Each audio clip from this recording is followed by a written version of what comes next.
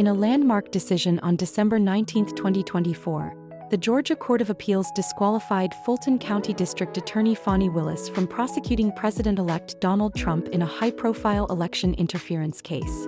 This ruling carries significant implications for the ongoing litigation surrounding Trump's alleged efforts to overturn the results of the 2020 presidential election.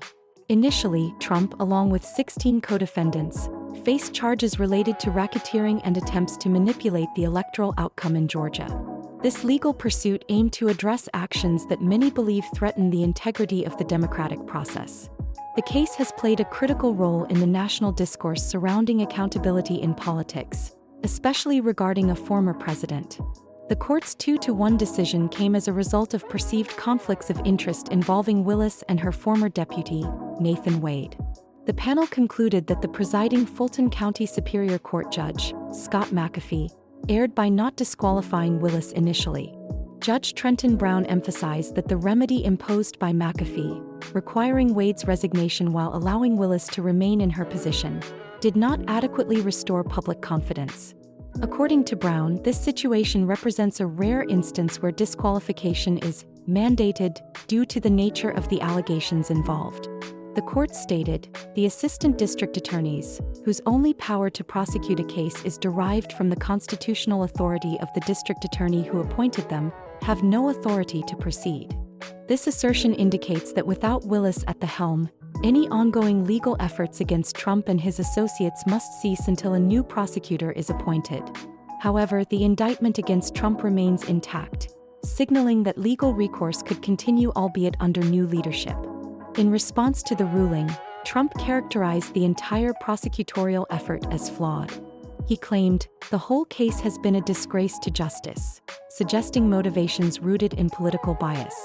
Trump's comments reflect a broader narrative he has echoed repeatedly in various contexts, claiming that the legal system has been weaponized against him as a political adversary. The revelations about Willis's relationship with Wade sparked intense scrutiny throughout the proceedings.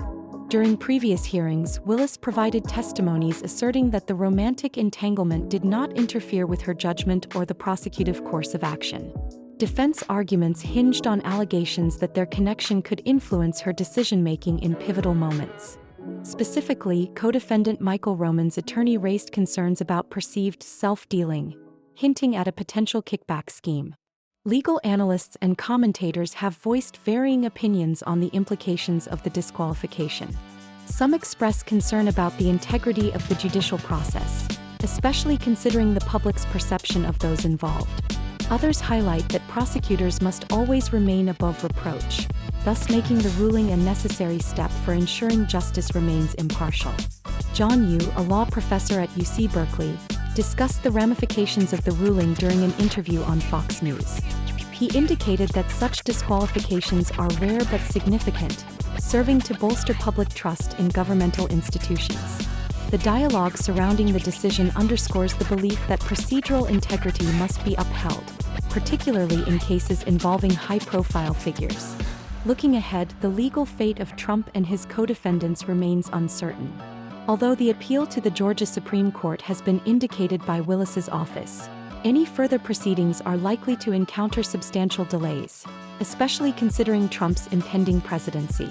Critics argue the timeline could extend indefinitely, frustrating those eager for resolution. Several co-defendants, including significant figures like Sidney Powell and Kenneth Cassebro, have already pleaded guilty in earlier proceedings, suggesting they aim to minimize their legal repercussions. The involvement of these individuals complicates the overall narrative of the case. Their cooperation could lead to further developments that may influence both public perception and legal outcomes. This legal saga unfolds against a backdrop of intense political division in the United States.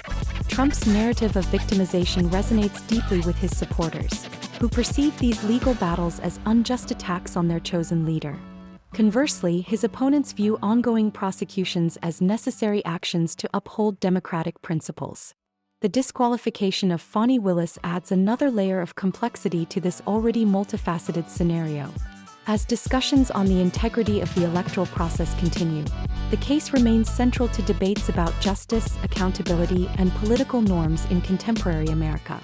In summary, the disqualification of Fani Willis serves as a critical juncture in the ongoing legal battles involving Donald Trump. The ruling highlights the necessity for objective, competent, and ethical prosecutorial conduct, particularly in politically charged cases. Whether the new prosecutor can navigate the complexities of the case remains to be seen, but the unfolding events will undoubtedly play a significant role in shaping the future of political accountability in America.